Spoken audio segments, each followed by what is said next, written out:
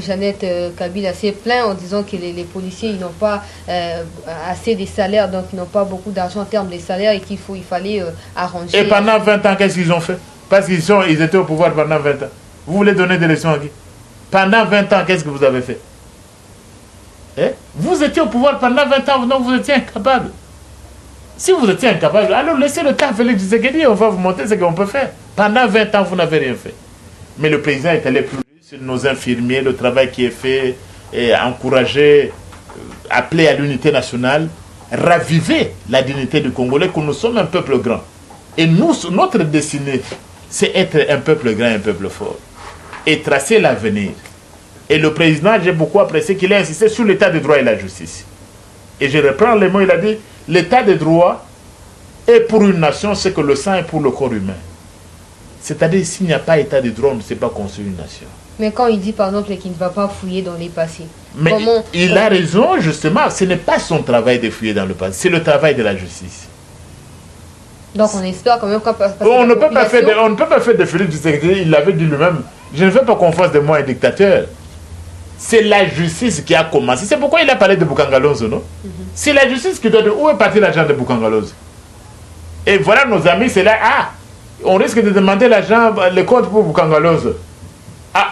Proposition de loi pour arrêter l'indépendance du pouvoir judiciaire. Le président a encore parlé de quoi? Le coulage des ressources, des recettes. Des actions de la GECAMINE ont été vendues à des particuliers. Vous êtes magistrat du parquet, vous voulez commencer à finir, arrêter. Proposition de loi. Bon, il y avait beaucoup de projets dans ce pays. Construire nouveaux aéroports. Il y a même l'argent de Gopas ici, vous avez déjà. Où va cet argent-là? Proposition de loi, vous commencez à finir là-bas, arrêtez. Donner le pouvoir au ministre de la Justice, c'est ça la crainte de nos amis. Mais professeur, est-ce que le fait que je sais que c'est constitutionnel, le fait que les présidents de la République soient en coalition avec les FCC ne peut pas contribuer par exemple à son blocage, c'est-à-dire à la mise en place de sa vision, à l'effectivité de tout ce qu'il tient comme discours au terrain? Bon, mais c'est ça. Pourquoi est-ce que vous avez, le FCC, vous avez un nouveau président de la République? Au lieu de créer des blocages, mais vous devez l'aider. Parce que vous avez échoué. Et le peuple sait que vous avez échoué. Le fait d'être en coalition devait amener nos amis du FCC à changer. Le président a dit ceci. Il dit, il ne veut pas, c'est comme dans la Bible, hein, je ne veux pas la mort du méchant, mais que le méchant se convertisse dans l'intérêt du peuple. Que nos amis comprennent que pendant 20 ans, ils ont détruit ce pays. Comme ils sont en coalition, c'est une chance de s'améliorer. Si on avait volé l'argent, c'est une occasion de restituer l'argent du peuple congolais. Au lieu de créer des problèmes inutiles, comme ces propositions de loi, aidez le président de la République. Mais ils ne comprennent pas ça, vous avez vu vous-même. Tout ce qui est fait, c'est pour contrecarrer le président de la République, parce qu'eux, ils n'aiment pas le bonheur du peuple congolais. Et vous êtes au sein du Parlement, jusqu'où iront les députés du FCC? Jusqu'où iront les députés? Ils seront arrêtés. C'est arrêté pas dans le sens d'amener en prison. C'est-à-dire ces brouillons. J'espère que vous aurez le temps de vous démontrer que c'est inconstitutionnel. Parce que les gens posent la question, mais prof, tout ça. C'est inconstitutionnel. Et le président l'a rappelé. Mais les propositions de loi veulent diminuer le pouvoir judiciaire, l'autorité du pouvoir judiciaire à travers le ministre de la Justice. Parce qu'ils veulent protéger certains intérêts.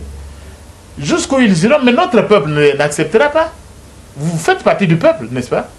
Est-ce que vous allez accepter? Non. Et si le peuple ne veut pas, vous êtes au Parlement, vous êtes député pour qui?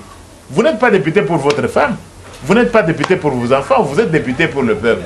Ce que le peuple a bon, mais à Bouinaï. Et le peuple, c'est notre patron. Si moi j'ai des propositions de loi, parlons ça. La mienne n'est pas encore arrivée, pourquoi? Si le peuple ne veut pas retirer. Pourquoi vous entêtez? Vous ne pouvez pas diriger le peuple par défi. C'est ça le problème. Vous êtes député national, mais le peuple, par exemple, il y a un monsieur qui habite France, Paris, il s'appelle Nokolandou, il m'avait demandé de vous poser cette question. Vous êtes au sein de l'Assemblée nationale, vous êtes député pour les comptes de l'UDPS, c'est ça? Oui, je suis député de l'UDPS. Voilà. Il y a pas mal de bras de fer entre l'UDPS, entre est-ce qu'il n'y a pas moyen que le président puisse dissoudre les parlements pour l'instant, pour le bien de la population? Je dis d'abord ceci. Les députés, d'après la Constitution, représentent la nation. C'est ça. Même si vous étiez élu sur la liste du PPRD, vous représentez la nation, vous ne représentez pas votre famille politique. Vous ne représentez pas Yémei. C'est le contraire que nous voyons. Mais c'est une catastrophe. Vous devez représenter le peuple. J'ai dit quoi? Le Parlement doit comprendre qu'il sert le peuple. Mais s'il n'est plus là pour servir le peuple, mais on devrait démissionner. Et moi, je n'aurai pas de problème s'il va dans des conflits, et la Constitution est réunie, si on doit dissoudre le Parlement demain. Mais qui va pleurer? Ce n'est pas l'opposition Mbata qui va pleurer parce qu'on a dissous un Parlement et une Assemblée nationale qui n'était plus capable de faire sa mission. Ce n'est pas moi qui vais pleurer, je vais rentrer à mon université. Non. Et le fait d'être en coalition ne signifie pas que vous faites un complot contre le peuple. Parce qu'à l'UDPS, on dit le peuple d'abord. Et le président l'a dit. Aucune majorité parlementaire ni quoi que ce soit ne peut pas toucher aux fondamentaux de notre pacte national. Donc le fait d'être en coalition ne signifie pas que vous devez aller contre. Pour nous, c'est le peuple d'abord. Dans cette coalition, le FCC nous a rejoints. Le FCC doit changer de mentalité. Ils doivent comprendre que maintenant, ce n'est plus un individu d'abord. Hein? Ce n'est plus Yewana d'abord. Maintenant, c'est le peuple d'abord. Qu'il change de mentalité, qu'il se convertisse et le peuple va les pardonner. Du point de vue social de la population, avant de conclure avec cette histoire de discours du président par rapport à l'indépendance, quel bilan du point de vue social de 1 an du président de la République? Parce que la population a tendance à se dire que voilà, il nous avait promis, il ne réalise pas, il s'est penché plutôt du côté de la justice et en oubliant en même temps la population.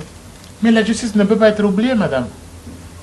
Lorsqu'on parle de l'éducation gratuite, essayer d'équilibrer. Lorsqu'on parle de l'éducation gratuite, hein, c'est le social.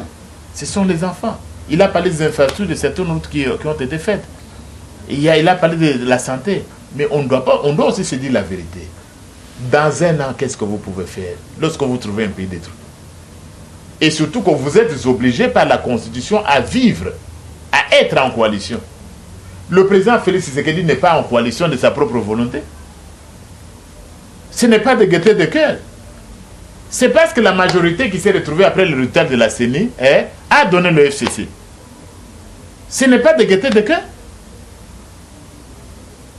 Mais comme la coalition est quand même là, il doit travailler, donc nos amis doivent se mettre dans cette dynamique-là. Il faut dire qu'1 an après, vous ne pouvez pas tout faire. Et même la justice dont nous parlons, on n'a même pas encore tout fait. On n'a pas parlé du ministre de la Justice. On n'a pas parlé des propositions de loi. Tout à fait, on y arrive. Oui. Donc, même la justice elle-même est née en train de regagner son indépendance. On n'est pas encore arrivé. Si la justice regagnait son indépendance, et que nous avons par exemple 100 millions de dollars détournés de Boukangalose, découverts par la justice, mais ces 100 millions de dollars-là, on peut les utiliser à donner de l'eau par exemple à la population, à améliorer le social. L'argent qui a été détourné pour construire les infrastructures, si la justice on peut récupérer ça, mais ça va nous aider à améliorer le social au lieu de dépendre de l'argent qui vient de l'étranger. Parce qu'au début de l'émission, vous parliez de notre dépendance à l'extérieur. Nous devons d'abord être nous-mêmes. Nous devons d'abord trouver nous-mêmes les moyens au lieu d'attendre 2 millions ou 3 millions même pour combattre le coronavirus. Donc la justice est très importante. Et ce que Félix Tshisekedi a fait dans un gouvernement de coalition, je vais vous dire quoi? Je vais vous dire qu'il y a des problèmes. On n'est pas encore arrivé. Hein? Ou ce n'est pas parce que les gens pensent que le prof est souvent au nom du président. Non. Vous savez, à l'UDPS, on ne se cache pas les mots. À l'UDPS, il n'y a pas de Tshisekedi désir. Non. L'UDPS, c'est l'Union pour la démocratie et le progrès social. Nous sommes conscients. Et le président a montré sa détermination. Il a demandé au gouvernement, et souvent c'est ce gouvernement qui doit exécuter la politique, qui lui crée des problèmes, qui fait des obstacles. Qu'est-ce que vous voulez? Que Félix Tshisekedi devienne un dictateur, qu'il agisse au nom du gouvernement? Au nom des PDG, au nom des gouverneurs? Non. Chacun a son travail. Voilà, pour finir avec l'indépendance, d'une façon générale, la RDC doit continuer à dépendre de l'étranger ou parce qu'il y a un nouveau vent, c'est-à-dire le président de la République, il y a moyen de réglementer tout cela en relançant par exemple des ressources internes, l'agriculture, l'élevage, de pêche, etc. Pourvu que la RDC ait au moins, par exemple, des fonds qui viennent de l'interne avant de penser à la coopération bilatérale pour d'autres pays où on peut recevoir des financements. Mais vous avez la solution. Qu'est-ce qui est ajouté? La RDC doit d'abord dépendre d'elle-même. Nous devons nous mettre au travail, au lieu de perdre du temps dans des choses inutiles. Et là, il faut ajouter, tout ne viendra jamais du président Félix Tshisekedi. Félix Tshisekedi comme président ne fera rien seul. C'est tout un peuple qui doit s'engager. C'est vous, ce sont les universitaires, c'est la société civile, ce sont les hommes d'affaires, ce sont les magistrats, ce sont les fonctionnaires, c'est nous tous. Le développement du pays ne sera jamais, même s'il avait la meilleure volonté du monde, le président Félix Tshisekedi ne fera rien seul. C'est pourquoi il faut l'assister. C'est pourquoi il faut aller ensemble. Si on devait tout laisser entre les mains d'un homme, ce serait la catastrophe. Il n'a pas les moyens. Il a besoin de ce soutien-là. C'est tous ensemble que nous construirons, nous bâtirons un pays plus beau qu'avant. Et lorsque nous disons dans l'hymne national, nous bâtirons un pays plus beau qu'avant, ce n'est pas un individu. Hein. Ce n'est pas toi tu bâtiras. Ce n'est pas Félix Tshisekedi bâtira. Ce n'est pas le pauvre Mbata bâtira. C'est nous ensemble comme collectif, unis dans la diversité, animés, il y a la même détermination. C'est alors que nous, j'insiste sur le nous, c'est notre responsabilité collective. Construire ce pays, faire un Congo plus beau qu'avant qui ne dépende plus de l'extérieur, c'est d'abord nous d'abord, c'est notre affaire. Et quand nous aurons pris conscience, je crois que nous pouvons y arriver. Un petit message à lancer en tant que professeur, mais aussi député national à l'occasion de cette journée. Bon, à l'occasion de la journée, c'est une journée mémorable qui nous rappelle ce qui a été fait et ce qui n'a pas été fait. Mais le plus important, ce n'est pas le passé, c'est l'avenir. C'est de dire aujourd'hui qu'est-ce que nous pouvons faire ensemble pour bâtir un pays plus beau qu'avant. Vous savez, je suis congolais, moi je ne suis pas de ceux qui pleurent. J'appartiens au peuple congolais, je n'appartiens pas à un peuple qui pleurniche à la longueur de journée. Oh, on nous a attaqués, oh, on nous vole nos richesses. Moi, je fais partie d'un peuple qui lutte en permanence et qui doit continuer à lutter en permanence pour sa dignité et sa survie. Parce que le développement n'a jamais été un cadeau. C'est toujours le résultat des luttes. Et cette lutte doit continuer. Mais si vous croisez les bras que quelqu'un le fera pour vous, oh voilà, c'est l'affaire du FCC Cash. Là, vous n'êtes même pas un citoyen congolais. C'est notre affaire à nous tous.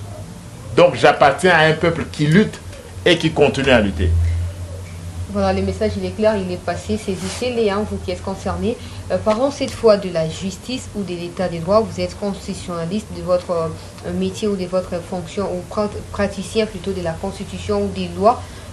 État des droits, c'est un concept slogan ou c'est constitutionnel? Et comment c'est constitutionnel? L'état de droit, c'est le premier nom de la République. Est-ce que vous savez? Je vous dis que non seulement c'est le constitutionnel, le premier qualificatif, vous avez fait les lettres, les bonnes lettres. Le premier qualificatif de la RDC, c'est l'état de droit. Et je crois que là-bas, la Constitution nous appartient à nous tous, c'est notre Constitution. Pourquoi je dis que c'est constitutionnel et le premier qualificatif de la République? Je vous laisse tout simplement lire l'article 1er de la Constitution. Vous avez l'article 1er. Lorsque vous avez un article 1er est toujours le plus important. La République démocratique du Congo est dans ses frontières du 30 juin 1960 un état de droit indépendant, souverain, merci uni beaucoup. Et invisible. Voilà le premier article de la Constitution. Comment il définit la RDC?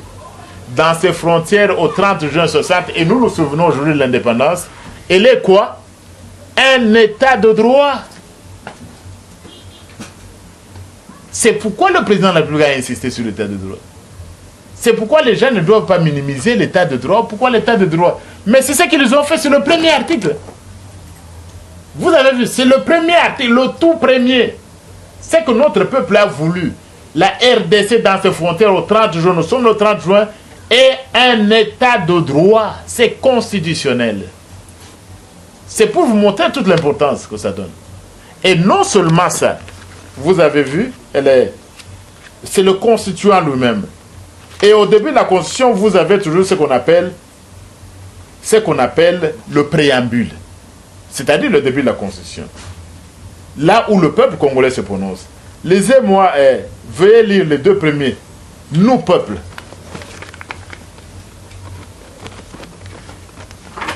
Nous, peuple congolais, unis par les destins et par l'histoire autour de nobles idéaux, des libertés, de fraternité, de solidarité, de justice, de paix et de travail, animés par notre volonté commune de bâtir au cœur de l'Afrique un état de droit et une nation puissante et prospère. Stop.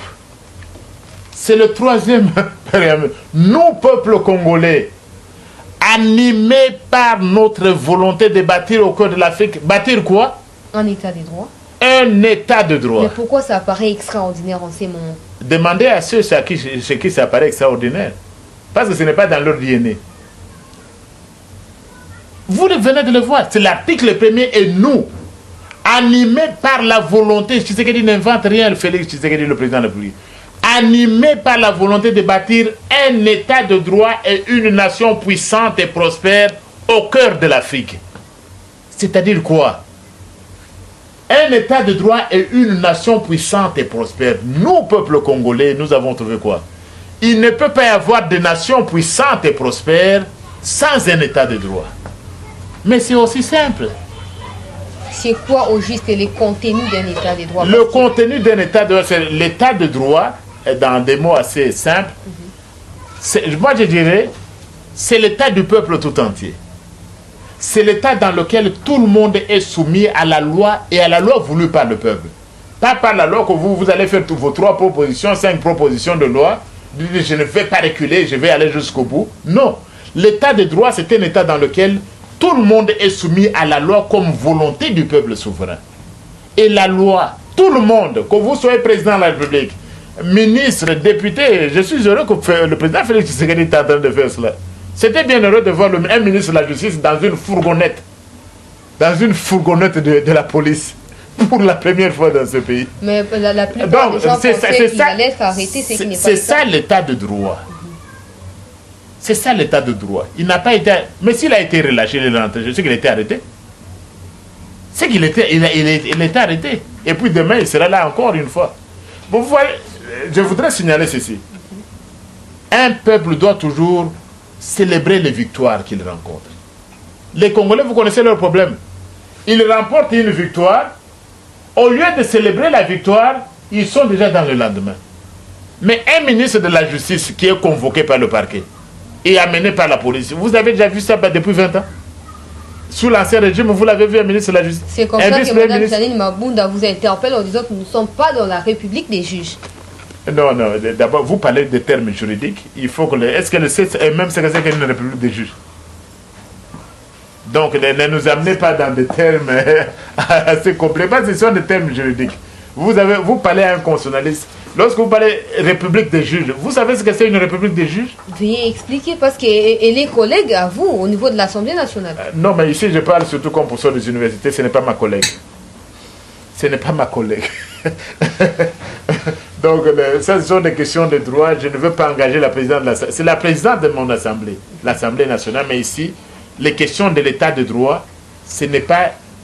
Le constitutionnaliste est mieux placé pour le faire qu'un député et tout ça. Vous avez les députés. Mais nous avons... Tout le monde peut être député, non, madame? Tu peux être ici, il suffit que tu donnes un peu de calico ici, on vote pour toi, tu es député le lendemain. Tout le monde peut être ministre. Il y a des gens qui ne savent même pas ce que c'est qu'un état de droit. Vous croyez que le porte-parole du Premier ministre Ilunga Ilunkamba, qui a lu le communiqué là, vous croyez qu'il connaît le droit? Vous avez suivi son communiqué? Vous croyez qu'il connaît le droit? Mais il est porte-parole du Premier ministre. Vous savez, le problème aussi dans ce pays, c'est lequel? Ah, le droit a souffert. Tout le monde veut être constitutionnaliste dans ce pays. Tout le monde est juriste. Peut-être quand je quitte, vous allez recevoir quelqu'un qui se présente comme un expert en droit constitutionnel. Il est expert où? Mais tout le monde n'est pas constitutionnaliste, tout le monde n'est pas juriste. Et même si vous êtes juriste, tous les juristes ne sont pas bons. N'est-ce pas? Justement, tous les choses ne sont pas Bon. bons. Parlons cette fois de cette affaire de l'audition du ministre de la Justice. D'abord, c'est sur les propositions de loi. Voilà. Je crois que vous n'avez pas trop de temps. Non, on va commencer par là. On a le temps parce que c'est... Vous avez le temps? Oui, c'est les sujets. Vous allez qui faire 2 heures préoccupent. d'émission. Non. Évidemment, quand même, les gens, quand quand même. c'est le prof André Mbata, je suis sûr que les gens peuvent suivre pendant 3 heures. Voilà, quand même. Bon, mais quand même, il faut leur donner du temps. Quelques Voilà, minutes, on a oui. quelques minutes Vous- pour en commençons par parler où? Oui. par cette affaire de l'interpellation du ministre de la Justice, mais il faut revenir au C'est lié commencement, à ça. c'est-à-dire que les propositions des lois, est-ce que ces propositions de loi violent réellement la Constitution comme on entend parler sur les réseaux, et que dit justement la Constitution par rapport à ces propositions de loi? Article 12. Le ministre de la Justice, sur requête du Premier ministre, après proposition du Conseil supérieur de la magistrature, peut désigner provisoirement à un grade immédiatement supérieur tout magistrat remplissant les conditions. D'abord, c'est compliqué. Non, c'est pas que c'est compliqué. Comment le ministre de la Justice, qui est inférieur au Premier ministre, le Premier ministre doit lui faire des requêtes? Et puis c'est lui qui nomme les magistrats à un grade. Mais ça viole l'article 82. On perd le temps, pourquoi? C'est un chiffon qui viole la Constitution. On doit discuter dans quelle langue? C'est droit constitutionnel à nos amis du FCC. Est-ce qu'il faut commencer à leur apprendre le droit constitutionnel en Kikongo, en Chiluba, en Swahili ou en français facile? C'est clair que c'est la Constitution. Vous proposez, mais est-ce que c'est compliqué à savoir que ça viole la Constitution? Je laisse. Je prends votre deuxième proposition de loi. Portant organisation de modifiant compétent loi organique, portant organisation, fonctionnement et compétence de gestion de l'ordre judiciaire. Qu'est-ce qu'on nous propose ici? La loi. On dit à l'article 70, dans l'exercice de son autorité sur les magistrats du parquet, le ministre ayant la justice dans ses attributions prend toutes les mesures administratives conservatoires. Donc, il prend des mesures, il peut sanctionner les magistrats. Donc, tu commences un dossier sur un membre de mon parti politique, je peux te stopper et te suspendre. Parce que tu t'es attaqué à mon parti politique. C'est le pouvoir du ministre de la Justice. Non. Le pouvoir du ministre le pouvoir disciplinaire appartient au Conseil supérieur de la magistrature. C'est l'article 152 de la Constitution. Donc ça aussi, ça viole la Constitution de la République. La dernière proposition de loi, on n'a pas trop de temps, ni trop de temps à perdre. On vous dit quoi? C'est la proposition de loi portant organisation et fonctionnement du Conseil supérieur de la magistrature. On vous dit, les propositions de nomination sont préparées par le Conseil supérieur de la magistrature en ce qui concerne les magistrats du parquet, en accord avec le ministre de la Justice. Mais à l'article 152, quand vous aurez le temps de lire, le ministre de la Justice a zaté. Qu'est-ce que ça veut, le ministre de la Justice vient faire? On comprend l'arrière-fond. Que le ministre ait le pouvoir pour arrêter le parquet lorsqu'il veut s'en prendre à nous. C'est ça la philosophie. Et ça, c'est en violation de la Constitution. Donc, vous avez là, le ministre de la Justice, il participe à l'élaboration du pouvoir judiciaire. Vous savez, dans la théorie de la séparation du pouvoir, nous avons le pouvoir exécutif, le pouvoir législatif et le pouvoir judiciaire. Quand on élabore le budget du gouvernement, mais le pouvoir judiciaire ne veut pas intervenir. Mais vous voulez envoyer le ministre de la Justice pour qu'il contribue aussi à l'élaboration du budget du ministre de la Justice. Ça ne marche pas. Et puis autre chose, nos amis vont vous dire non, prof dit ça, mais il n'a pas vu l'article 149. Parce que l'article 149, les magistrats du parquet ne fait plus partie du pouvoir judiciaire. Oui. Mais nos amis oublient l'article 152, c'est-à-dire, comme l'a dit le Conseil d'État, les magistrats du parquet n'ont pas été exclus du pouvoir judiciaire parce qu'ils font partie du Conseil supérieur de la magistrature. Voilà donc clairement et brièvement pour vous montrer comment ces propositions de loi sont inconstitutionnelles. Voilà. Et on doit nous retirer ces chiffons. Voilà. Avant de retirer, quelles sont les conséquences qui en résultent avant de retirer? C'est-à-dire qu'ils ont violé certains articles, comme nous venons de lire et comprendre ici. Est-ce qu'il faut retirer tout simplement ou tout simplement recadrer ces genres de choses pourvu que ça ne revienne plus alors que la Constitution elle est claire pour tout le monde? Bon, ici, il faut dire que c'est encore une proposition de loi. On l'appelle proposition. Donc, ce n'est pas encore une loi. Ça va devenir une loi lorsque c'est adopté par l'Assemblée nationale, le Sénat, la Cour constitutionnelle a vérifié si c'est conforme ou pas, et puis le président a promulgué. Mais ce n'est pas encore une loi, c'est encore une proposition comme tout le monde peut faire des propositions. Donc, à ce stade, ils peuvent retirer. J'ai entendu qu'ils peuvent nettoyer. Mais si vous nettoyez ça, il ne va plus rien rester. La réforme dont vous parlez, il n'y aura plus rien. Donc, la chose la plus simple, c'est retirer. Et nous disons à nos amis ceci. L'erreur est humaine. Tout le monde peut se tromper. Même le prof Mbata peut se tromper. Même Félix Tshisekedi peut se tromper. L'erreur est humaine.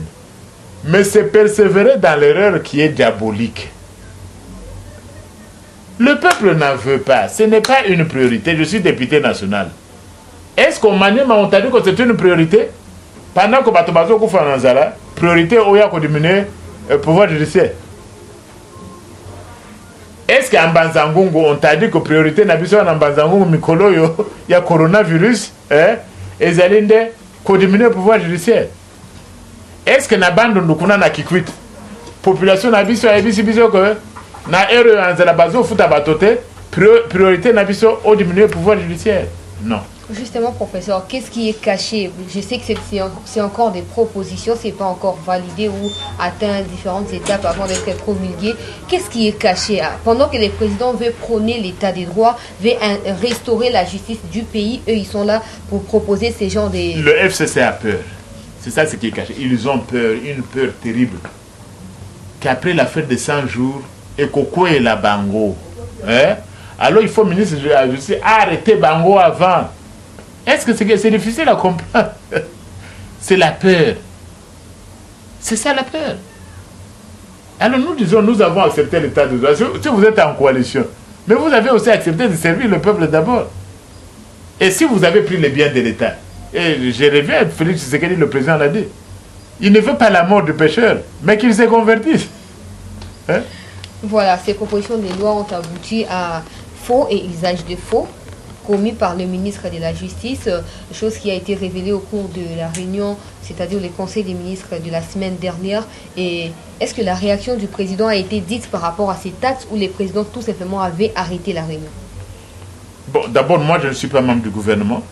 Je ne suis pas membre du gouvernement, je ne sais pas ce qui s'est passé. J'ai suivi aussi le compte rendu comme vous. Et ce qui est vrai, c'est qu'il y a eu faux usage de faux. Parce que le compte rendu que le ministre de la Justice a agi en nom personnel. Parce que d'après l'article 130, quand vous avez une proposition de loi, vous l'envoyez d'abord au gouvernement qui donne son avis. Et le gouvernement, ce n'est pas un seul ministre. C'est tous les ministres, réunis autour du président. C'est lui qui réunit le conseil des ministres. Le conseil des ministres n'avait pas encore donné son avis, mais le ministre de la Justice s'est précipité.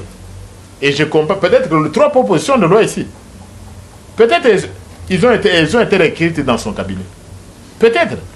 Parce que la façon dont ça s'est fait, c'est peut-être. C'est peut-être, ce n'est même peut-être pas lui, c'est peut-être le FCC ou le PPD qui a fait ça. Lorsque vous voyez par exemple la réaction du Premier ministre lui-même, à travers son porte-parole, vous comprenez qu'il y a un mélange. Lorsque vous voyez le ministre, quand il est interpellé, vous voyez tous les caciques de son parti là-bas. Comment, même si vous avez un ami, vous constatez que votre ami a mal fait, est-ce qu'il faut le soutenir? Même dans le mal? Non, quand même. Qui peut justifier leur présence? Mais leur présence, mais c'est le soutien. Peut-être c'est une activité d'ensemble du FCC. Tout le monde a peur, la peur générale. C'est la peur générale. Lui devait nous défendre s'il avait le pouvoir d'arrêter le parquet. Maintenant, on vient de l'arrêter, c'est nous tous. Alors nous allons dormir devant le parquet. Vous allez dormir quand on a commis une infraction. Donc tout celui qui va dormir, qui commet une infraction, qui vole aujourd'hui, on l'arrête. On va voir les caciques de cette famille politique-là venir dormir. Alors allez dormir à Matete lorsqu'on arrête quelqu'un qui a détourné. Et que dit la Constitution pour faux et usage de faux? Mais c'est une infraction sérieuse qui peut vous faire condamner à plus de 5 ans. C'est une infraction sérieuse. Et très sérieuse même. Surtout quand elle vient des ministres de la Justice et puis d'un avocat. Quelqu'un qui connaît le droit. Il y a des circonstances aggravantes. C'est pourquoi moi, il aurait été bon tout simplement qu'il, s'il pouvait démissionner, ce serait une bonne chose. Une bonne chose pour lui-même, pour sa famille politique, pour sa famille biologique. Ce serait une bonne chose. Il y a même certaines voix qui s'élèvent pour dire qu'il soit suspendu. Mais qui va les suspendre, sachant que le Premier ministre, qui est son chef, prend part de lui? Non, non, ça ne demande pas une suspension, il devait être révoqué. Il devait être révoqué tout simplement. Mais s'il ne le fait pas, mais le peuple va constater. Le peuple est en train d'observer, non? Hein? Le peuple est en train d'observer. Je ne pense pas que le FCC ou l'autorité morale, ils ont intérêt à ça. Je ne pense pas. Je crois que nous sommes un jour férié. Je suis sûr qu'il y a des réunions qui sont en train de se tenir pour lui dire quelle est la bonne voie qu'il peut prendre. Mais c'est quand même triste. Je ne suis pas content quand le mal arrive à l'autre. Mais quand ça arrive comme ça, il faut avoir l'honnêteté de démissionner, de prendre ses responsabilités. Et pour finir, lors des récentes manifestations de la population, je vais dire ça a été un peu dans différents coins du pays, mais nous qui sommes ici à Kinshasa, nous avons vu la population assiéger votre hémicycle, le palais appelé Palais du Peuple, mais pour vous députés, ils ont manifesté. Il y a eu des casses, moi personnellement je n'ai pas vu, mais après ces manifestations, les PPRD a pu s'y prononcer, mais également les FCC. Pour les PPRD, Ramazan et Chadari s'est dit indigné par ces actes-là de vandalisme, et de casser des histoires des personnes qui sont innocentes. Et il dit d'avoir un grand regret parce qu'ils ont pu donner les pouvoirs aux gens qui ne méritent pas. À qui ils s'adressent? Est-ce que ces propos sont dignes d'un homme d'État? Mais ils ont donné le pouvoir à qui? Parce que d'abord, je n'ai pas vu les manifestations. C'est tout ce qui viole les droits humains est condamnable. D'où que ça vient? Les privés, les personnes. Mais je n'ai pas vu. Et puis, je ne sais pas qui les a commis. Je n'ai pas vu les militants de l'UDPS. Moi, je ne les ai pas vus. Ou la justice ne vous a pas dit que c'était les militants de l'UDPS. Peut-être qu'il y avait des militants du PPD là-dedans aussi. Et tout le monde était là. Parce que ça, là, c'est le peuple qui s'est exprimé. Bon. Il a donné le pouvoir à qui? Lui, c'était un ancien candidat président de la République. Comment il pouvait donner le pouvoir? Lui-même, il était candidat président, il a donné le pouvoir à qui? Pourquoi il n'est pas devenu président de la République? Il était candidat président. Non? Pourquoi il n'est pas devenu président? Alors, tu as échoué, tu vas donner le pouvoir à quelqu'un d'autre. Et puis, j'ai même appris qu'il se plaignait le retour à la dictature. Donc, le retour à qui? Qui a appliqué la dictature? Non. Non, je ne veux pas suivre cette voie-là. Le peuple, nous sommes, vous avez dit, si je suis député, je suis serviteur du peuple. Hein? Le palais appartient au peuple. Et le peuple peut vous envoyer un message. Hein? Le peuple peut vous envoyer un message parce que vous êtes dans son palais. Imaginez, ça c'est le palais, c'est votre palais. Moi je suis un locataire. J'arrive dans votre palais, je commence à chier dans votre salon. C'est acceptable. Hein? Un étranger qui arrive, qui commence à salir votre... Vous pouvez accepter? C'est le palais du peuple. Le peuple nous a envoyé un message que nous sommes là.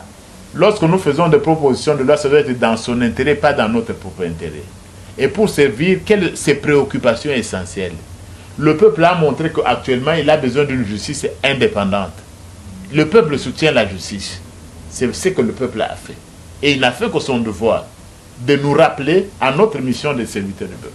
Pour finir cette fois, en tout cas, Némi Mouilanga, coordinateur du FCC, a dit que le FCC va saisir la justice pour que la justice rende des comptes, en tout cas, aux auteurs de ces actes-là de vandalisme. Mais ils vont saisir la justice pour porter plainte contre qui? Parce qu'ils n'ont même pas réussi à identifier les personnes qui ont vandalisé, mais aussi de quelle justice ils parlent, parce que Mme Janine Mabunda a dit que nous ne sommes pas dans un état de juge.